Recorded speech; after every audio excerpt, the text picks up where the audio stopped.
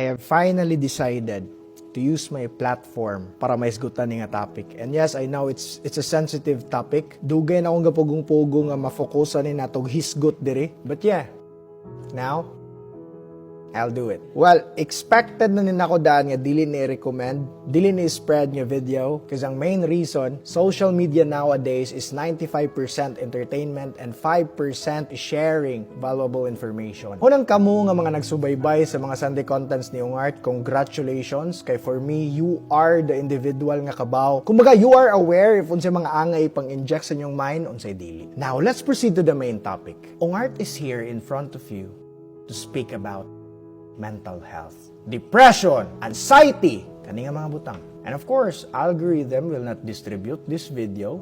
It's fine. Let's start. Ang rate sa mga naghikog from 1999 to 2022 is consistently increasing. Tibuok kalibutan if iusa ang data, nagsaka siya guys. And I think it's not okay. And I think this is my part para mo-voice out ani nga topic. Well, if ikaw nakaagi ka diya og kabugaton sa imong kinabuhi, anxiety, depression, sometimes mo panic attack ka, nakoy ginang istorya ni mong art. Hinuot nga art. Sa adlaw nga mataw ta aning kalibutan na or mugawas ka sa tiyan sa imong inahan, we have to accept nga moagi gyud ta og dark phase or dark times sa atong life. Kana bitong feeling nga makaingon ka nga sa naman ni uy, never ending naman nga mga problema. Moabot gyud ang time nga magaynana inyong kinabuhi. Well, the good news there is mahuman ra na. Why? Kay gi-create ni sa Ginoo nga kalibutan nga all things will eventually pass.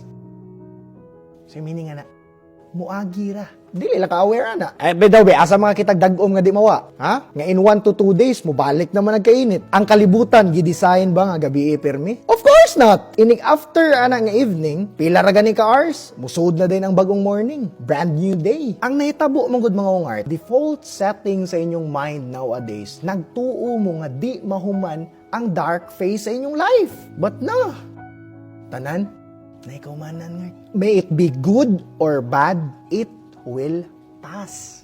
Sige, chap-chapon pag yun nato para inyo pag yung mas masabtan. Kabanday mo ang mga adlaw nga malipayon ta. Hype kay ta, excited ta. That's your good time. Pero it will pass. O sige, let's say ligo tag dagat. Di ba hype kay ta na, excited kay ta? Asa mamukit ta og tropa nga nangaligog dagat nga kabanday mo na padong ta sa destinasyon. Kataw-katawa, jam-jam, guitar, kanta-kanta. Malipayon kay ta. Asa mo mangita nga uli ninyo ana same gyapon ninyong mood. Syempre gikapoy na ta pangaligog dagat. Purot na tong energy, right? So meaning, ang good time, mahuman ra. May binayo sana, nga pinaka-komedyante yun sa tropa, nga maunlay magpabili ng pakatawa, bisag ang tanan, nga tuog na. But, kuha ninyo guys, maura na ang default setting nga nasa inyong mind. Unconsciously, nidawat mo nga ang good times ray mahuman. But ang bad times, wala ninyo na-anticipate nga mahuman ug muagi ra pud na. See? God is the master architect. Everything is balance. White versus black.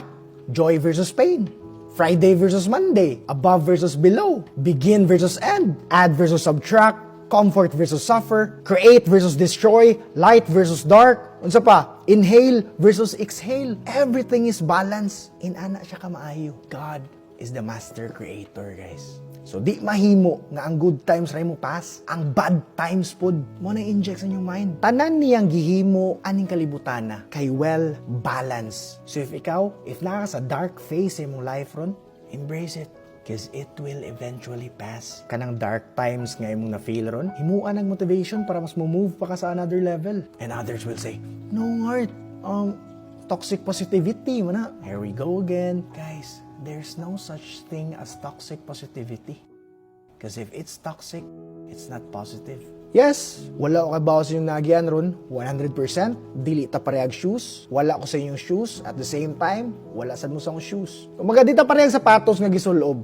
But ako, sa akong dark times ko naka-excel sa akong career. Last year, 2023, I thought ako mo'y na cancer. Pero masakit. Kaya nga akong mama mo'y naa. Last year, tukog hapsay na tanan. Okay, mo na niyang battles na ako, cancer ang mom, I can pay the bills, masuklan ra ng papangitag kwarta, but nay usa ka member sa mong family nga na-scam. Ang nagamit na kwarta ako 6 digits and above. And nahitabo na in the middle sa nagbattle mi sa cancer sa mom.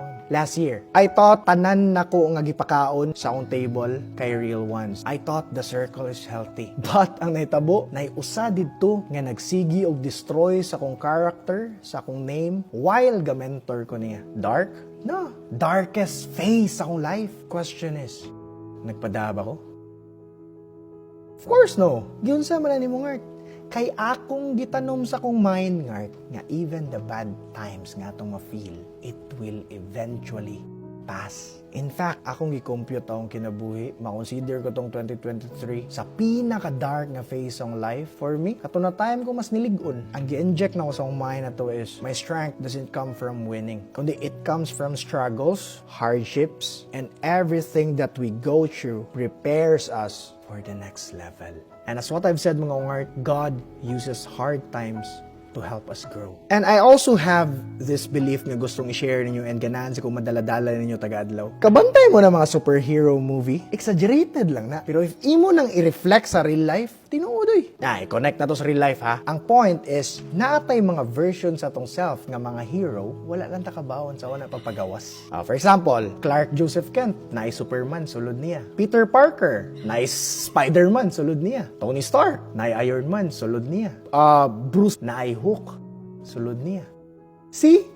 How about you? Kanus-an nimo pangitaon og pagawson ang hero na ikaw? Kanus-an nimo ipatubang sa mga ang Hulk nimo nga variant? Na-study nga kasagaran mo nindot og lawas, kasagaran mo kalit-kalit og enroll sa gym, gibuwagan gikan, nasakitan. So meaning, before sila mo adto og gym, before sila mo execute, before sila maglift, nasa sila'y hugot, na sila'y nagian nga pain. And ang kadtong mga superheroes nga gipang-mention ako nimo ganiha, before nila na master og control ang ilang mga power, niagi sa sila og pain, niagi sa sila og suffering, hardships, ang uban, rock bottom pagay kayo. Mauging na maayo to si Spider-Man, kay namatay ang Uncle Ben. Ngart, hard times don't create heroes, but it is during the hard times when the hero within us is revealed.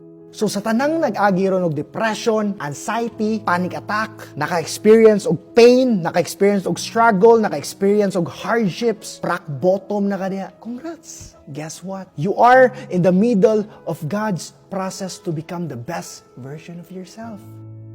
It will pass, Mart. Don't worry. Dili na perminti mong kalisod ron. Labay ra na. Taking your own life is never a solution sa imong problema. You know what? Na-study nga ang ilang gi-conduct nga research is gi-interview nila ang mga survivor sa mga nag-commit nga act. In the middle of committing the act, they will feel regret 100%.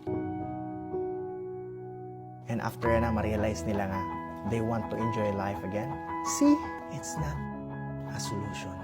The only solution mo is to face all the problem and seek God's guidance. If ang ginuoy mo kauban sa mong kilid, kinsa pa may makapugong nimo. Ngart, I'm excited to see, I'm excited to witness the best version of yourself. Some people will say, we only live once. Wrong! I realize that we only die once and live every day. And naka-remember mo atong komedyante ganiya nga akong na-mention sa katong senaryo nga pagpangaligog dagat, katong bisag pagpanguli gipangkapoy na tanan, nya siya nalay nagpakatawa, siya nalay nagpabilin nga magpalipay sa group. Ngart, ang akong hangyo, if namoy inaana sa inyong barkada, pwede ninyo i-check. Kaya sometimes, signs are harder to spot man good. Mga ngart, let me end this Sunday content with a quote. With one click of the share button on this video can save 1,000 lives.